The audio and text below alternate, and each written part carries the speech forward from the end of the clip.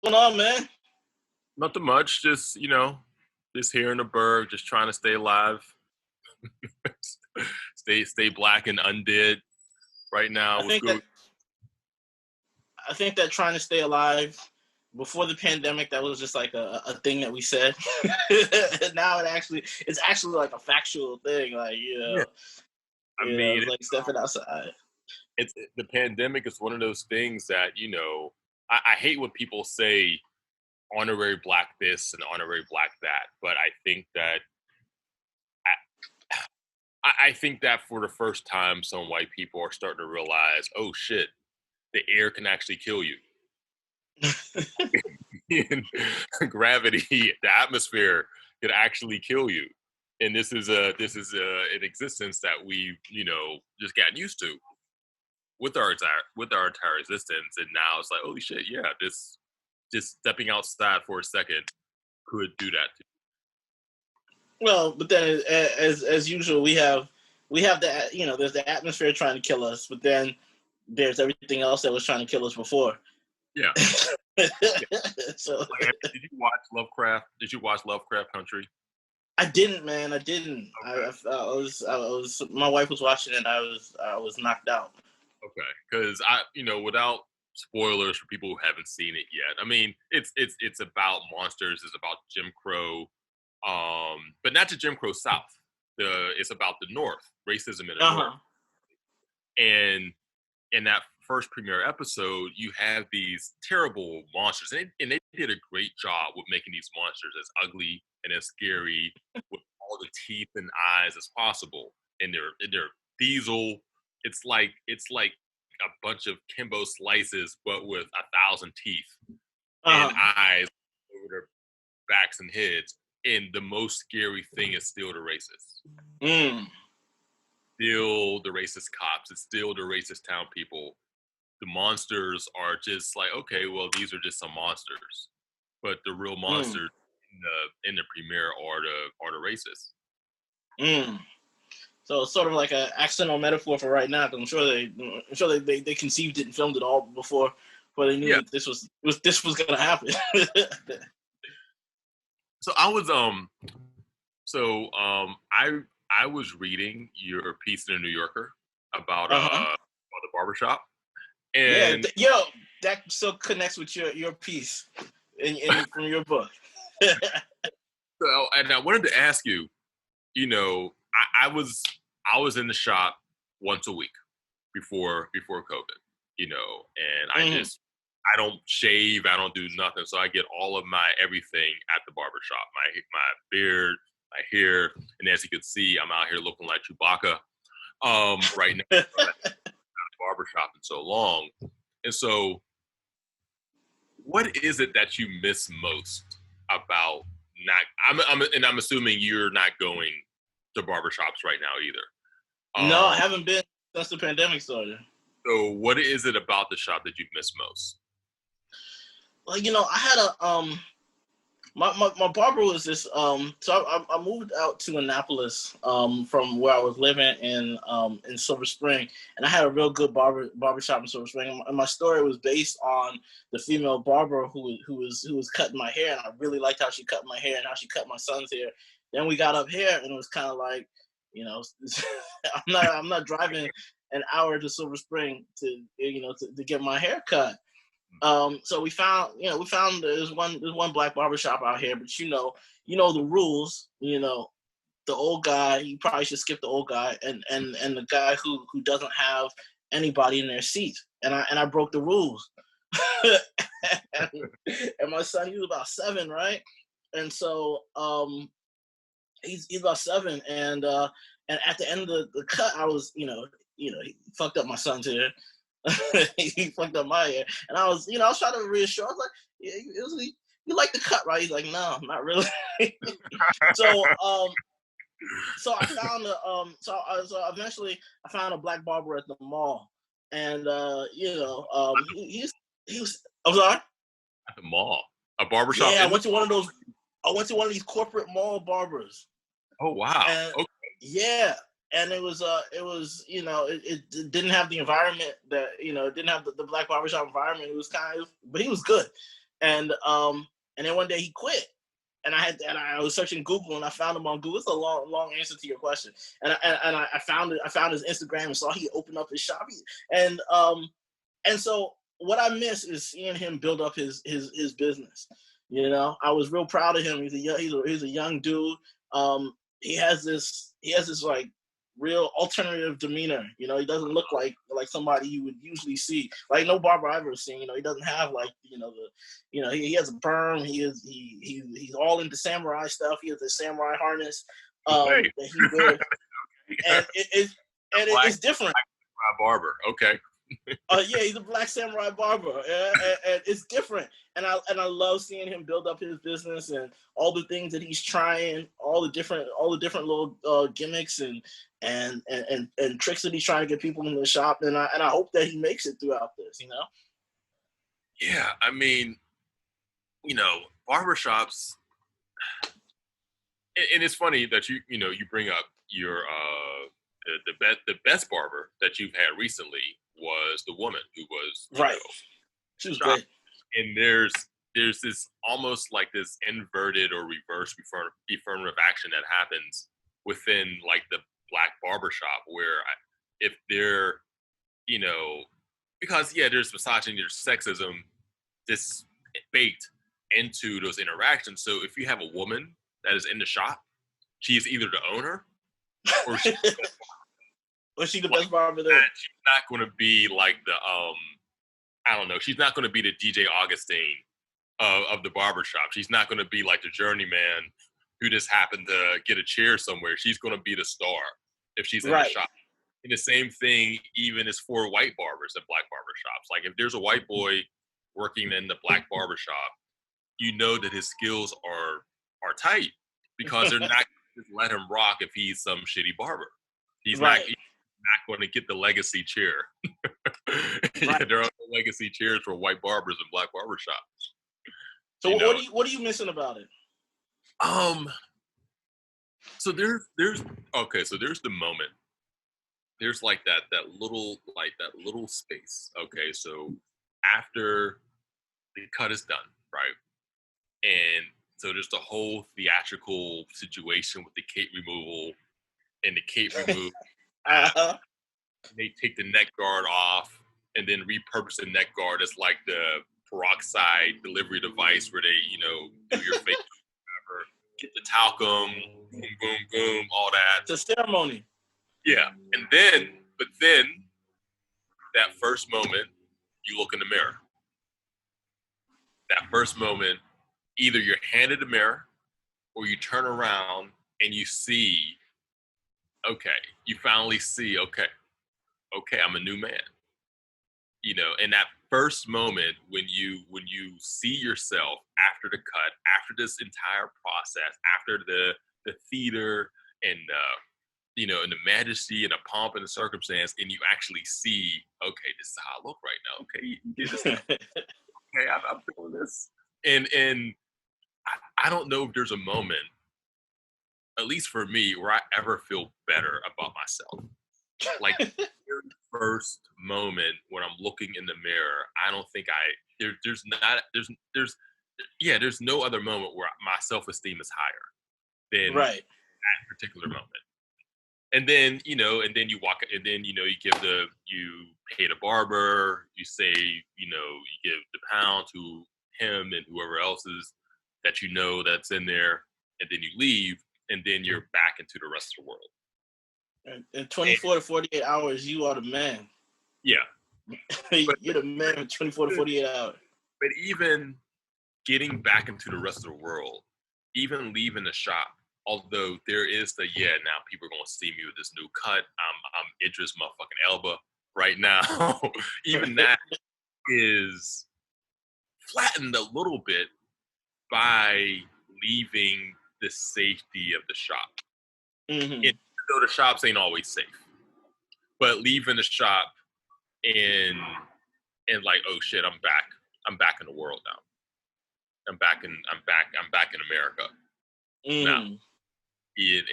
My Idris, I got my Idris, happening right now, but I'm still in America. And so I have a white barber, Oh yeah. and Okay. he's the white boy in the black barbershop. And I found him because I'd had the same barber for 15 years. My man, his name was Andre. He worked at this shop in East Liberty neighborhood in Pittsburgh, called East Liberty Cuts, and it was his shop. And I started going to him, I think when I was like 18 or 19 years old, because my friend went to a barber in that shop, and I was just with him one day. We were about to go hoop. I needed a cut. I rolled with him, and I was like, you know what? I'll get a cut in this shop or whatever. And he had an open chair, and I've been going to him for, up until I was 34, 35 years old. Mm-hmm. He became a good friend, and not like the sort of friend that you invite over to game night or barbecue, but the sort of dude that you just look forward to seeing every week. And you chop it up, talk about his kids, we talk about school. We used to argue about LeBron and random as fuck sports things, but he was a bad barber. And you can't leave your bad barber. He was objectively bad at cutting hair because he would be so consistent and he would be so distracted, where he would start a cut, then he would go like play a number, and I'd be sitting in a chair for like 15 minutes waiting for this nigga to come back, or he would be eating, offer me fries or offer me a slice of the pizza. Like, nigga, just finish out. I can get food. I didn't come here for food. I came here to get a haircut. And so one side, like he'd do one side, then he'd go off and, be on the phone and then come back and do the other side. And then I would come home and my then girlfriend, who's now my wife, would be like, yo, I know you love this barber, but something, yeah, he making your head look like an extra sketch right now. Something has to give. And so I finally was like, you know what? I need to find a new shop. And so there was a new shop that opened like 2 blocks away from the shop I went to. And I just rolled up in there one day. It already was an upgrade. Like the shop was nicer. The barbers all looked like they were doing on point shit. And the person who asked me if I needed help was the one white boy who was in there. So I'm not going to be racist and be like, you white. I'm good. So I went. It's like, fuck. I guess this is his fate right here. So I went and sat in his chair, and he's been my barber since. And this was 2000 and I think 2014 or 15. Okay. And he's been my barber since then. So we got these hair stories, man. I mean, it's barbershop is, a hollowed and also deeply problematic place, and it just right. Right. I mean, and I was in my first book. I wrote, because what you're talking about with the barber decline. I was just finding that's just like inevitable. The greatest barber is with time is just gonna decline. They're either just gonna stop giving a fuck, or their skills just dissipate. And so with my first book, I was kind of skeptical about writing about it because it felt like a cliched thing to write about in Black literature, but I couldn't not write about it. It just felt like it was such a big part of our lives. It's like I look at my son, and his hair is so important to him, and he's 9, and it's like I don't know how he got like that. It's like it was something innate. It's like not something I pushed. And so, I had thought about this, sort of metaphor for that decline, it's almost like a curse. And so that story is almost a sequel to that. That story in the New Yorker is a sequel to the story in my first book. And I think with that one, I just sort of just got deeper into thinking about, we talk about the problematic aspects of it. With the first one, I was thinking of all the fucked up things that I was that I was, that I heard as a young man growing up, and this was the 80s. So it was like, it was just different. It's just like, you go into the barbershop and, my barber had all these nasty pictures on the wall. And it's just like, I'm thinking like, there's no way I'll bring my son in 2000. We're different in 2020, right? I wouldn't take my son to a barber with nasty pictures on the wall and penthouse on the table. And then just like a lot of the conversations, but there were, the conversations which inevitably turned oftentimes to the proper ways to beat children. And it's a lot of stuff that that you go in there and you soak in, but then there's this all the camaraderie and the brotherhood, and it's just it's rife to write about, whether you're doing it in memoir, as you did it, and I feel like those stories, there's just so many things that overlap in our stories. Yeah, and the barbershop, and like you were saying, it does feel cliche sometimes. Okay, black male writing. Okay, you're gonna write about the barbershop. Black male show. I mean, Atlanta had a whole show devoted to a barber. Blackish has had shows devoted to a barbershop. In fact, the Blackish show that was devoted to barbershop, I think, I will take this to my grave, but I believe that someone in the writer's room read something that I wrote about the barber, based that episode on. But the thing is, we have so many overlapping experiences and so many similar experiences. But I was just watching like, holy shit, this is literally exactly what I wrote. But I know that I'm not singular either. You're right. My experience it's not quite universal, but I'm not the only one.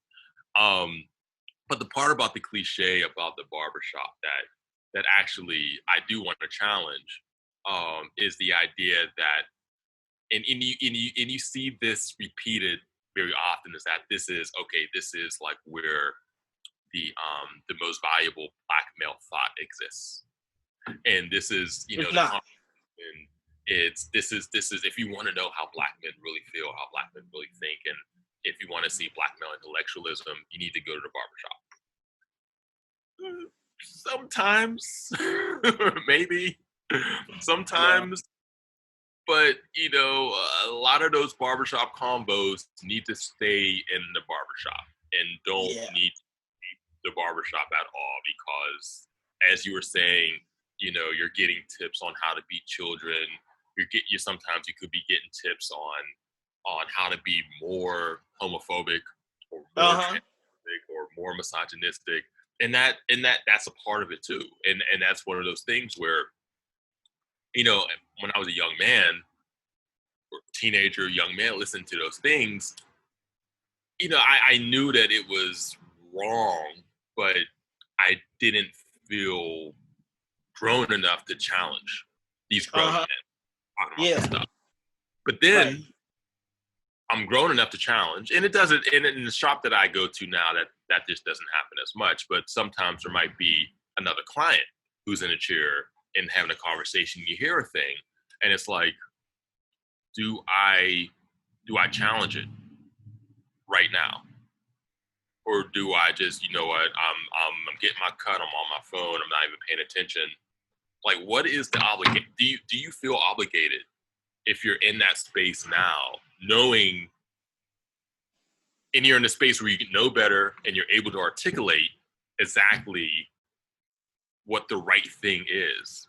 Do you feel compelled to actually make that challenge in the shop? Yeah, that's a tough one, because I think that we all know the right thing to do is to speak up, but a lot of times it's just it's like why what is the point, right? A lot of the thought is it's so deeply ingrained, and it's so ridiculous. Like I remember one time that a guy was talking about how if his daughter talked back, I'm gonna do him like Marvin Gaye's dad did him, and everybody just got quiet after that, because it's just such a ridiculous thing to say.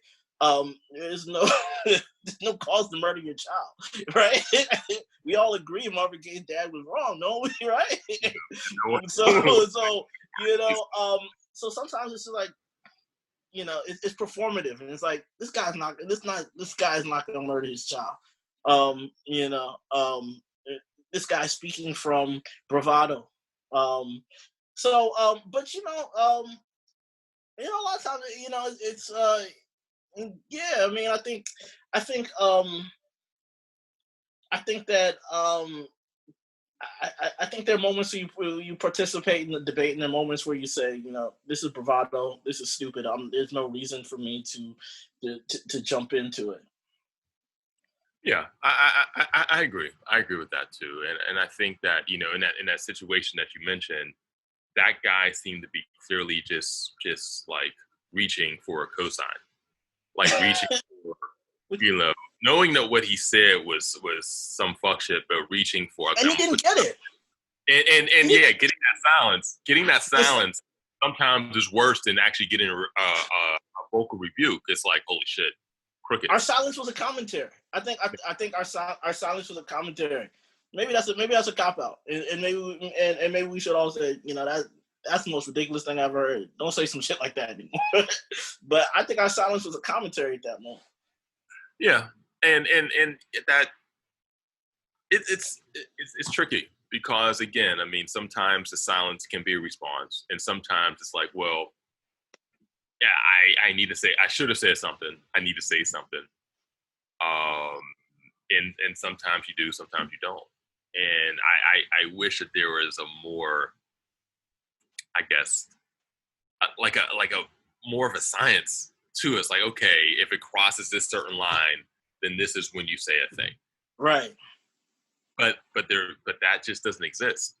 And yeah, and there have been times. If I'm ready and able, there's often we have often this you often hear this conspiratorial thought, which I hear it, and I don't feel like going into. I'm just not. Oftentimes, I know it's bullshit, but oftentimes it's like I'm not. I don't have all the. I don't have the resources right now, and it's and I don't. I just rather not engage with your conspiratorial thought. A lot of times I need to think about it and figure out what's the best way to address this. And at that moment, it's just it's not worth it. Yeah, I feel like, in just thinking about this right now, I am more prone to challenge when I know that I have the words, when I know that right. I can articulate exactly why. Yeah, that's wrong. This is why. this is why it's wrong. Okay, like someone saying like this class, like, I know, just get on the fucking plane. But it's like you said, your shop is a little different. It feels like we've moved into another era, and I don't. My shop is a little different, but even when I was going to to a traditional shop, it was I didn't hear a lot of stuff that I wanted to get up and challenge. I don't know if I would sit still for some of the homophobia nowadays. But I didn't hear it a lot. And that's an important point, because there are so many shops, and yeah, my son is 19 months old, and when I take him to a shop, finally, I'm definitely not taking him to a shop that, it's motherfuck this, bitch that. Oh, right.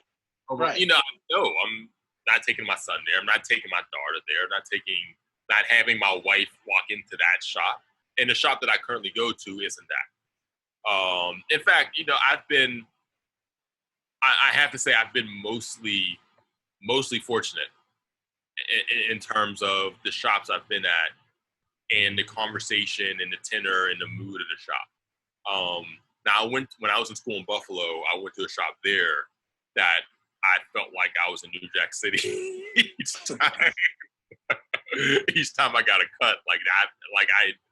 I felt like that was a front for everything.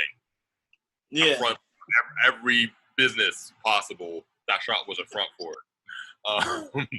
But I was in upstate New York. I was in upstate New York as well, and the barber there, it was really interesting because the level of conversation was higher because the barber he said he had 4 degrees, and he was just listening to him. It was like his conversation reflected the fact that he had 4 degrees. It was just on a high. It was just on a higher level, and it sort of like elevated everyone else. It was. So just I'm curious too. Just pivoting a little bit from the barbershop. How has COVID just impacted your work, and not just in terms of the way you find space to work, but in terms of the work itself? Like, are you finding yourself incorporating any aspects of the last 5 or 6 months into the shit that you're doing now? Yeah. I watched some other conversations with you, and I know that you're you're looking to see how we've adjusted, right? As writers, I think at first, I've been working on this novel for a long time, and it's like it's really hard. I've been working on this for some form of fashion for a very long time in my head, and I finally put pen to paper. But when everything happened and everything stopped, I felt like I needed to address it, and I dropped my I dropped my novel that I've been working on. I started working on something else. I started working on something else that incorporated and addressed what was going on in the world outside, and as well internally, because COVID forced on me a kind of solitude that you're just alone with yourself, and it's comical way to say it is you're like that Spider-Man meme. You're just playing to yourself, but less comically, it's like you're walking through these corridors, and it's like you're Bruce Lee, and there's something chasing you, and it's like you're walking through the corridor, all these mirrors, and there's the enemy chasing. You don't know where it is because all you can see is yourself. So I started trying to incorporate, but what I realized was that everything is changing so rapidly. I started writing it, and the cops murdered George Floyd, and then everyone's on the street in a way that we haven't been, and just every single day something new happens, and it was satirical, but the world was outpacing the satire. You get the president telling us to drink bleach, and it's like, how the fuck am I supposed to compete with that? Yeah. So what I realized is that I need to observe. The idea, the basic structure, the characters. I think they'll be there. And I think some of the ideas they'll be there, but I need to really sit around and observe. So I went back to my original project, and I'm just working on that slowly. I think a lot of it was trying to escape from a project that was sort of kicking my ass, but then I went to another project that's kicking my ass, and I'm even less prepared for it because I hadn't been working on it. Is there such a thing as a project that's not kicking your, like, is there an unasked kick project? Does that even exist? Right. But I wrote through this whole period. The only thing I finished was a short story, and I wrote that, and it kicked my ass, but in a different way, and that it came out. It's a long story, but it came out from beginning to end with. I had to revise it, of course, but it sort of flowed from me, and it was just a pure joy to write, and I haven't really been able to capture that again. Just like the situation outside, the situation with my writing, it just changes on a daily basis. Right? I don't know, it's just like some days I wake up and I'm just like, damn, we're still in this shit, and I can't write because I'm just feeling this anxiety, I'm feeling this depression, and contrary to what people who don't have anxiety, don't deal with anxiety and depression, it's not good for your art, right? It's something that I would rather not deal with. So yeah, so it changes. It's changing on a daily basis. What Yeah, about you? what I realize is how much I need other people, and Mm, I'm a pretty like severe introvert naturally, and I think like if you'd have asked me a year ago or told me a year ago, it's like, you know what, there's going to be a pandemic where you're going to be forced to be in a house, be away from people for months at a time, I would have assumed that, okay, well, at the very least, I'll be able to get a lot of work done. Now we have my wife and my kids are in the house, and I would have to find space away, particularly away from the kids, which my wife, fortunately, helps provide for me, in order to hmm work. I thought that, what, if I were able to get that space in our house to work, then this sort of situation would be a boon for me. But my writing process requires the outside world. I need to go to the coffee shop and just sit and watch people. One of my favorite places to work was the Ace Hotel in Pittsburgh, where I would just sit at a table. I would eat, I would drink, I would sit there. Sometimes there'd be sometimes I'd be there at night, and there'd be parties and shit happening and whatever. And this provided like a valuable white noise for me, where I'd be able hmm to sit down and work. And having that removed, and just having to really sit with myself and sit with all this anxiety and all of this neurose, all these neuroses, all of that, and not be able to observe and not be able to project and just have to sit with myself has been very difficult. you mm, know and it also happens to be a period where I'm getting a lot of opportunities, a lot of opportunities that I have been working for and wanting to get for 5-6 years, and a lot of them are happening like literally right now. But it just happens to be a time when I don't have mm, the bandwidth that I'm used to having, in terms of just being able to create and being able to really, devote the sort of attention and care and rigor to each project that it deserves. And so I'm fearful that whenever this ends, year from now or whatever, hopefully, and that the work that I'm working on right now sees, it exists in the world, I'm fearful that that work is going to be 80% of what I could do mm. under normal circumstances. 87%, 72%, instead of it being like, oh yeah, this is, like it or not, this was the best that I could have possibly done with this thing. And I'm fearful that I'm not giving these things my best anymore, and Mm. that is, that's definitely a COVID related fear.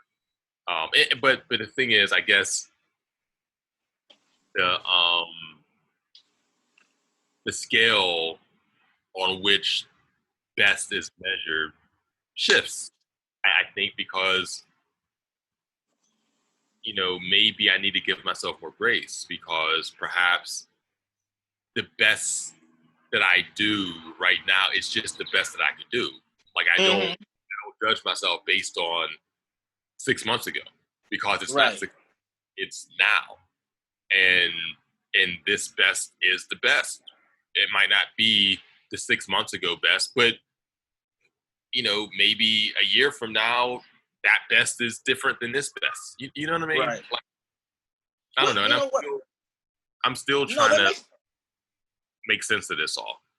that makes a lot of sense. I think we have to afford ourselves grace. I think which I'm not very good at. I think at the beginning everyone was talking about, oh, Shakespeare wrote the Tempest, and I forgot what else, but there were other works that everyone was saying were written during a play, and so we don't have to do that. And what I decided this week, is that I'm just gonna write a sentence every single day, um, and and if I write that sentence, if I write more, that's great. But I just gotta write that sentence, and that's fine. I've there were there are times, there are two particular stories that I've written, one in my first book and one in a book that's not published, but trust me, it's a great story. um the book will never be published, but it's a great story. I wrote word by word, right? It'll be published in a different form eventually. It was gonna be my first book, but the publishing company never really did anything with it, and then it went under. And so I'm just not comfortable with it. It was written by a different person, and I think I'm gonna go back. It's called Wolf Tickets, and a lot of the stories on it are online. And I'm gonna go back to it one day and totally rewrite it. But I wrote that story, the last story in Wolf Tickets and the last story in my first book. I wrote them word by word. It was, some days I'd just be listing words, and they turned out great because of that. And right now it's like I'm not gonna. If I don't have the bandwidth to sit down and write, and write a thousand words, that's gonna happen again at some point. But I'm just gonna write a sentence, and I wrote a great sentence, on Sunday. I wrote an okay sentence yesterday, two okay sentences yesterday, and that's fine. It's gonna get finished that way. And I'm saying it like this, like I'm saying it, all zen, all zen. That's not how I feel inside a lot of times, but it's a lot of times like I only wrote a sentence for, but I think I'm in the process of affording myself a little bit more grace. Well, that's what that is. That's what that is. Where you almost had to step outside yourself to give yourself, because it exists. Grace exists, functionally as this entity that doesn't exist within you. You have to remove yourself from yourself and give yourself a perspective that you, in the moment, just don't have. Right. Because if you had it, then there wouldn't be the need for grace. So it's this. I don't know. It's very just nebulous process where you have to kind of escape yourself and look at yourself and then grant yourself this thing that you wouldn't be able to give yourself unless you had removed yourself from yourself. I feel like I'm talking circles. Right. But that's how it works.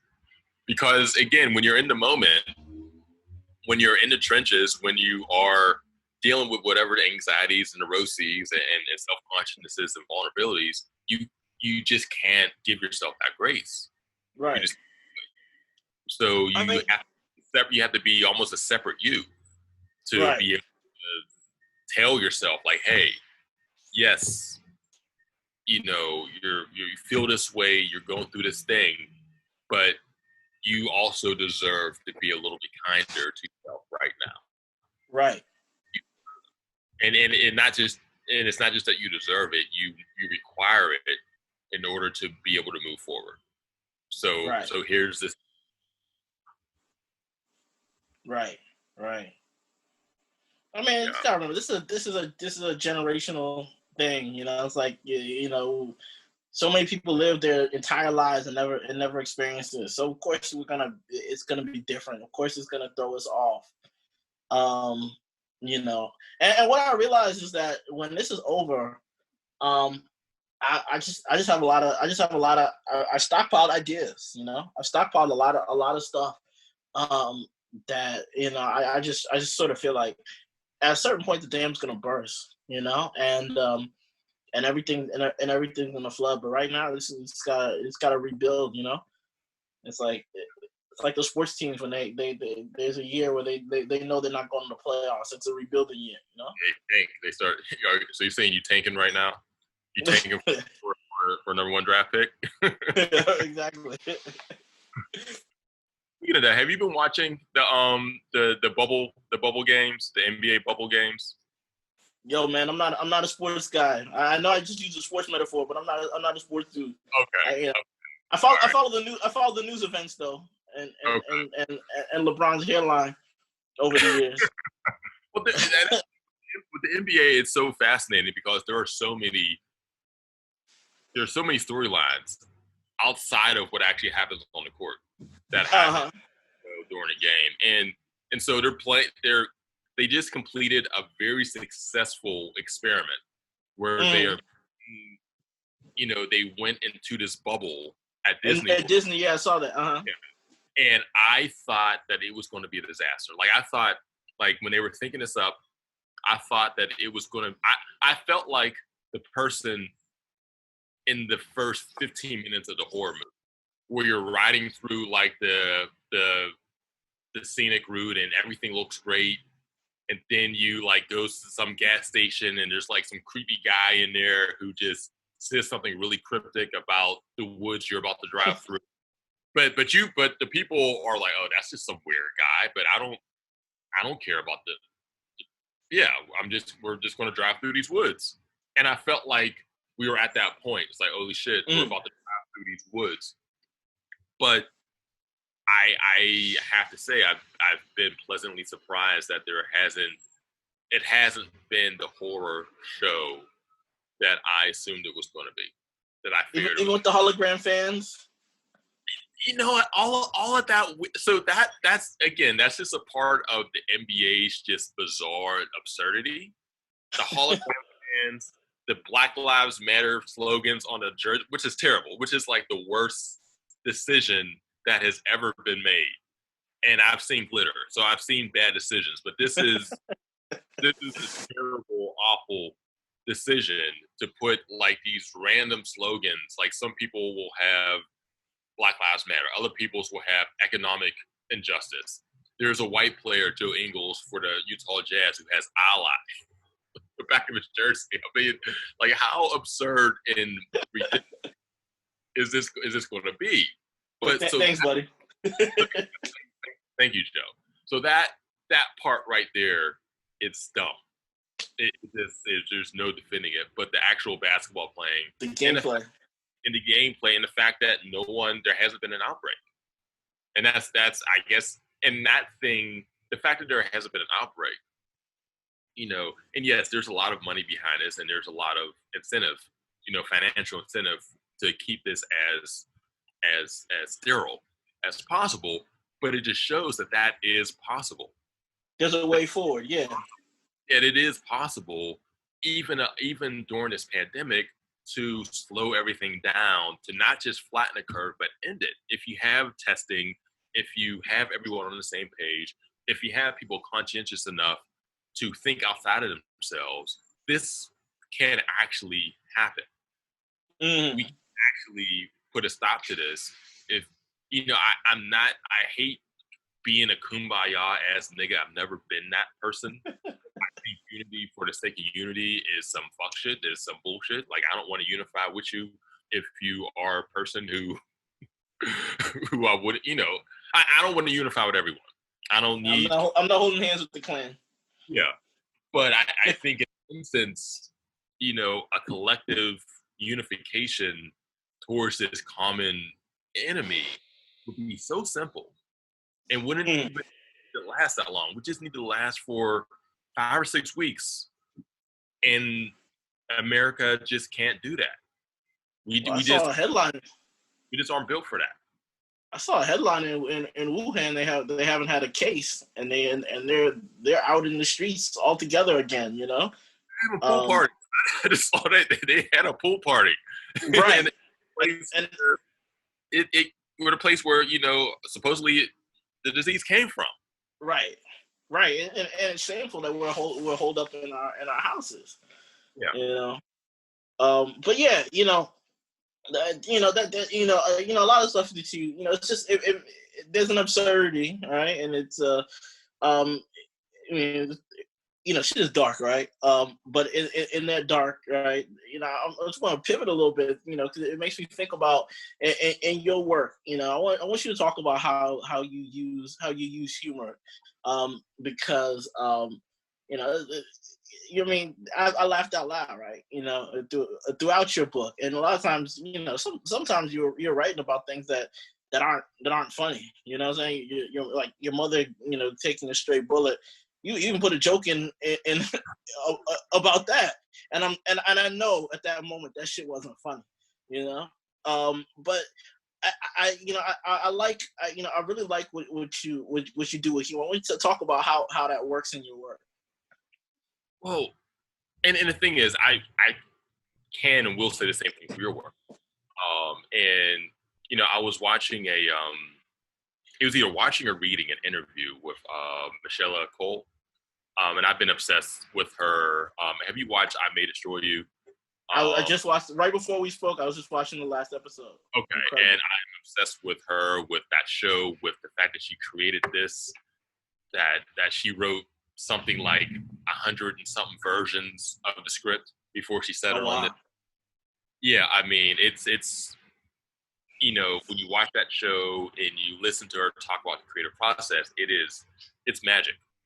Like it's literal like magic. And one thing that she said in one of the interviews, because a person was asking her, okay, how do you find levity and the humor in this really dark subject matter? And her response was that I just don't remove it. And I think that's the same, with my approach, where all of these situations, even the terrible, the awful, the tragic, there is some humor there sometimes.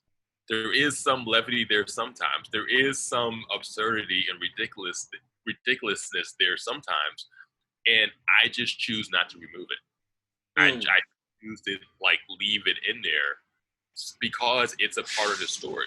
And also it's a part of how I tell stories. Like I can't tell stories without the humor. Now there are parts of the book, there are parts of other things I've written that where humor just they're just I made the choice to remove it. I made the choice to remove it, or it just doesn't exist. Or it just didn't exist and I just wrote a straight, sober, serious piece. And that happens sometimes, but mostly the humor isn't injected. The humor is just already there, and I just find a way to articulate it in a way that isn't egregious. Hopefully not egregious. Hopefully not distracting. And so I did a book talk yesterday with it was Memoir Monday, and I did and someone asked one of those. Shit, that was yesterday. Yeah, I just saw it on Facebook, and I was like, "Oh shit, I'm gonna watch that." It was last night. And I guess whenever people will be watching this, we're recording this April or August 18th. So the event that I'm talking about happened August 17th, Monday, August 17th. But and Facebook just told me about it today. Facebook is racist. Facebook is racist. Facebook, yeah. But what was I saying? Oh, I think that there are people who come to my work, and particularly white people, who come to my work sometimes and know that it is dealing with these very heavy topics of race, racism, misogyny, patriarchy, masculinity, performance, economic anxiety, and anticipate a certain sort of book or a certain sort of work. And while I love Ibram, and How to Be an Anti-Racist, and Ta-Nehisi and Ijoma, and all the people who are doing the really robust anti-racist work, my work isn't that. This isn't this isn't going to be a guide this isn't going to be a guide for white people on how to be better white people. This isn't going to be centered in trauma or centered in a very sober reaction to the trauma. In the first 3 or 4 pages of my intro, I have an entire page devoted to the connection between masturbation and prayer. Okay, and it's this is the sort of book that you're getting from me. And again, I need humor is just an essential part of how I see the world and how I tell stories, how I've been able to find catharsis, not just on the page, but in quote unquote real life. Um, having jokes in my head, having observations in my head, getting an opportunity to finally write them down. And so, yeah, the humor, it's there and will always be there with my work and with your work. I mean, and I'm referencing specifically the New Yorker piece. And what was the title of it? Like, again? Shape Ups and Delilahs. And I was reading it, and one, how magic it is. Like, some of the shit that happens is it felt like I was reading a screenplay from Atlanta, where it exists. It exists. It could have happened. It could be real, but it's so absurd. It's so ridiculous. Like, this could never ever happen in real life. But it's still based and still centered in reality. But just the humor weaving through it, and you have this very, these very dark backdrops with death, incarceration, abuse. But humor is still a part of that story. And I think for us, for Black people who are telling stories, who are telling American stories, humor is radical. Yeah. It's a radical act to be able to exist this way and feel all of this racism, all this oppression, all of the measures America takes to kill us, and still be able to create things that look all the oppression, that look all the bias, that look all of the hate in the face. And it's like, yeah, this shit, it's awful, but it's also funny. And I'm not going to flatten my humanity just because America is trying to flatten me. Right. Yeah, and I think, when you say that, it's like, it's like, it's finding a lot of the joy within this this mess, that story, is a lot about sexism, and it starts with an absurdity. The idea that somehow your gender, makes you unfit to do this job, which, and it's like it's like a lot.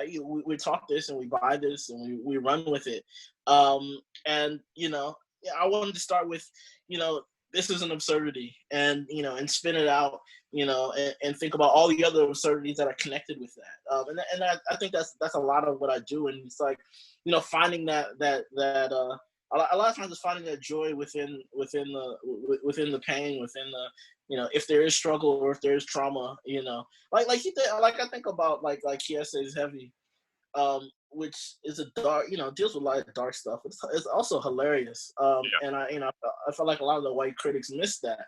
And they didn't understand. They didn't understand, even praising it. They didn't understand that he was writing a lot about the joy that's connected with the hardships. That it's not all hardships. That it's that is life, which ultimately means that we're gonna laugh. It's that Black abundance. Yeah. And with Kiese and with Heavy, and I did a thing with him a couple weeks ago, and I remember bringing that up. It's like, if you were just to read, and Heavy has gotten all types of awards, and as you have, all types of awards and recognitions and whatever, but you just don't see that many, that many references to the humor in it. Right. Because it's not a book that is like, okay, this is a humor book. And so there's not going to be humor.